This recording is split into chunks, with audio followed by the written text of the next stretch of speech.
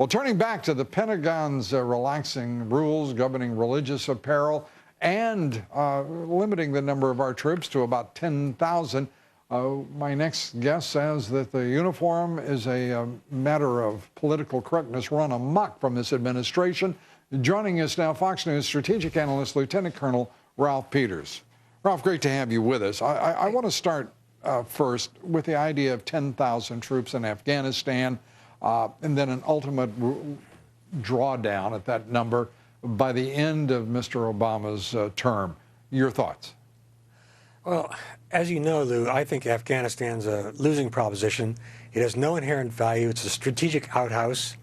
That said, I can support leaving 10,000 American troops there for a few more years if we can continue to kill terrorists. That is the only rationale for being there. If the purpose, on the other hand, is strictly to prop up the immensely corrupt, venal Karzai regime until Obama leaves office, so Afghanistan doesn't suddenly collapse on his watch, then I'm against it. Now, the reason for the 10,000 troop number is because if you go below that, they can't defend themselves. Because not everybody's going to be a combat troops. You're going to have intelligence troops, trainers, et cetera, like that. So I hate to leave anybody there. You can make a case for 10,000. That's as reluctant an endorsement as I imagine could be made. Let me ask you this. Admiral Mullen, referring to Afghanistan and Iraq, talking about the Gold Star mothers and families of those who've fallen in service to this country, referred to, let's be straightforward, he said, referred to these wars as our dirty little wars, in which we forget those who've sacrificed everything for us. What do you think of his remarks? Well, he's right. I mean, they are dirty wars, not always so little. They're dirty for the troops who have to fight them. But they're painless for the people in Washington, D.C., for the hypocrites in both parties who talk about how much they respect and love our troops, then abandon them. They're dirty wars for the men who have to fight. They're just dirty politics in Washington. And these dirty little wars, they persist, and as you say, will persist. Both parties responsible. Admiral Mullen went on to say that he felt there should be required national service.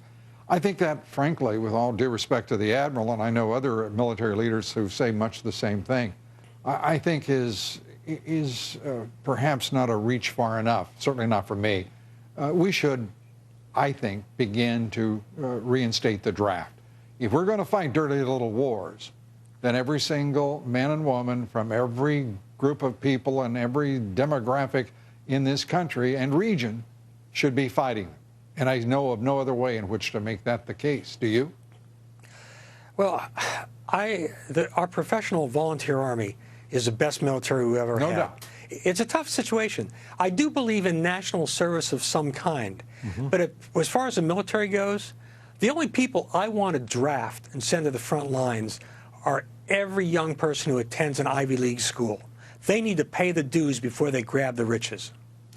Okay, it's a form of class warfare, I think, and I think we're saying the same thing, perhaps in different ways. Yeah. But we really, this shouldn't be a matter of, to me, of even any serious extended debate. We have to have a society in which people sacrifice for the nation, stand up for the same values, and, by the way, simply not relegate the privilege, relegate to those who are from our middle class the responsibility to preserve the republic. Lou, as you know very well, and by the way, I'm reading your book, Upheaval. It's terrific. Well, thank you. And as you know, and it really is. I'm really enjoying it. It's valuable. But we now live in a country where, for too many Americans, food stamps are more important than the flag. There are still many patriotic Americans, and they self-select and join our military and serve in that military. But those on the left, and especially Team Obama, despise our military. Political correctness is wrong amok, like the latest nonsense, and then we're going to lower standards so females can fill combat positions and people are going to get killed. Because for the Team Obama and the left, our military isn't about defending our country. That's nasty stuff. Who'd want to defend America? It's about social engineering among a self-selecting conservative group. And I did mention this, the change in the military dress code. Sikhs being Yes. permitted to wear turbans and grow beards. You have some strong views on that. Well, actually, Sikhs historically are pretty tough fighters. Right. I respect them. I have no problem with the Sikh religion. But, you know, when I was in the Army, you know, back in the days of the horse cavalry and lances, we had a saying that in the Army, you don't have a color. You're all green. You know, you're not black, you're not white, you're not yellow, you're not green. And uniformity matters. Discipline matters. And I see for the left, this is one more way with they're saying, right. well, we'll allow various kinds of religious attire or certain tattoos if they're religiously oriented. It's one more attempt at breaking down discipline, at cracking this evil institution, our military, that the left so hates. And it's unfortunate. I mean, where do you stop? You know, do you get to wear a Wiccan hat? Do you get to wear a Druid robe? I'd like to wear a Knights Templar cross on my breast. How about that? How would that go down with the Obama crowd? Well, I'm sure that we'll never find out. And Colonel Ralph Peters, we thank you for being here to give us your insight. We appreciate it. Thanks so much, Ralph. Lou, thank you.